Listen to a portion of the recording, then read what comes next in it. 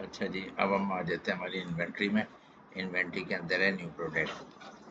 Product बनाना देखते हैं हम, सही है ना।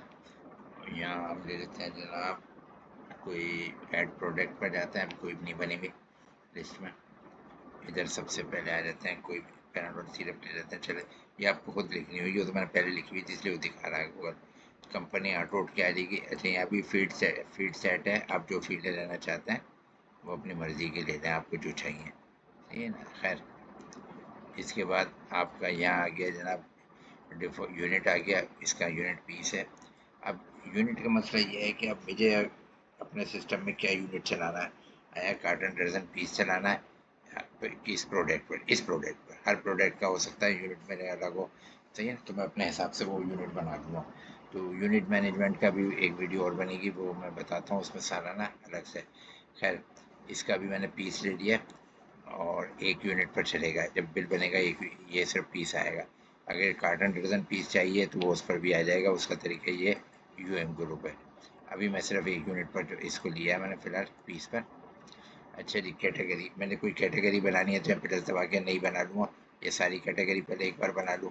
जैसे मैंने इसकी सिरप बनाई हुई है कैटेगरी, सब कैटेगरी कोई और बनानी है तो आप बना सकते हैं, सही है। तो स्टॉक में कैटेगरी वाइज भी देख सकते हैं, सेल में, स्टॉक में। अच्छा, किस वेंडर का माल है ये, मैं कहता हूँ जनाब ABC लिमिटेड वालों का माल है ये। क्लियर हो गया। और फिर आता है purchase price. Purchase price 100, TP इसकी हो गई 200, होलसेल हो गई 170 और 300 रुपये MRP हो गई रिटेल प्राइस। टैक्स में है नहीं, टैक्स में देता हूँ जनाब, एडवांस इनकम टैक्स है सिर्फ इस पर, AIT है, ठीक है। AIT टैक्स है इसके ऊपर। और इसलिए स्टॉक का लेवल आ गया कि कितना लेवल होगा स्टॉक का। मैं कहता हूँ जनाब इसका स्टॉक का लेवल रखा, क्या कम से कम मेरे पास कितना होना चाहिए। हमेशा मेरे पास 20 पीस होने चाहिए।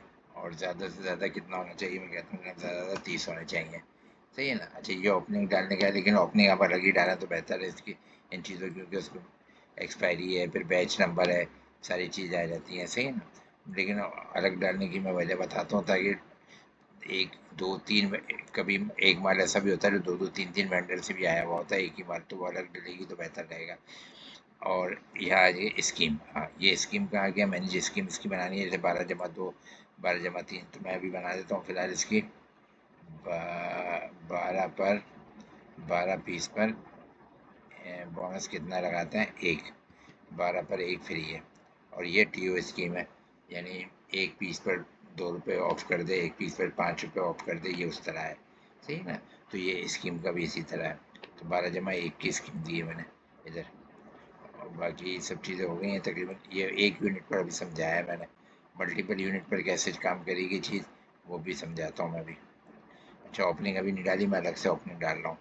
ये सेव प्रोडक्ट करते हैं, ये प्रोडक्ट सेव हो गई है, ये लिस्ट में आ गई है। देखें, पैनाडॉल सिरप है, ये है सिरप है, 12 जमा 1 की स्कीम दी हुई है हमने इसकी।